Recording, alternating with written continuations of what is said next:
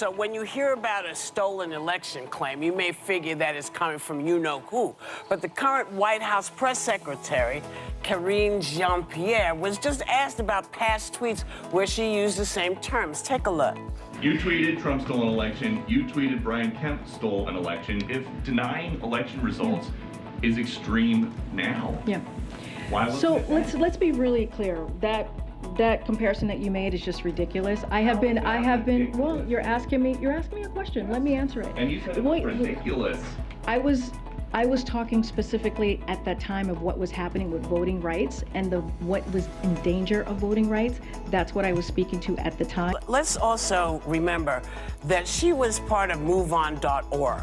She was not an elected official. That's right. She was doing her part as an American citizen, saying how she felt about an election. Whether you like it or not, everybody has the right freedom of speech. So that's the difference.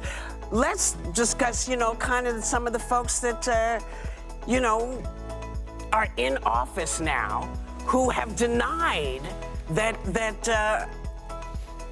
Biden is president. I mean, it's just, I get so frustrated because I think this is not apples and oranges. This is apples and basketballs. Yeah. There's no comparison here. I will say, I don't like whataboutism. I never have. You did this, so I'm going to do this. Or remember when you did that. But I will say that when Trump became president, I think people were so very shocked, even considering the Electoral College and that sort of thing.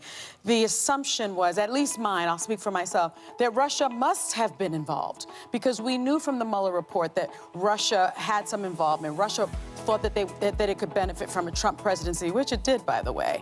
But I remember calling him an illegitimate president, and that was wrong. I should not have said that because he was not an illegitimate president. But that was how you felt. You had every right to say it. However, he remains a twice impeached, disgraced, one-term president. By the way, all of that is true. Okay.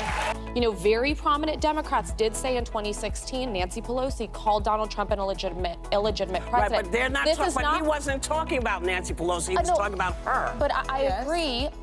Now, that is a far cry from what Donald Trump did, which was refuse to leave office, storm the Capitol, incite a mob. I am not equating those, but I think we all have a duty to say if our systems worked, if there was not enough fraud found to overturn an election, or there was not a coherent case by DOJ on why Russia changed the results of the election because they did it, we have to accept the results.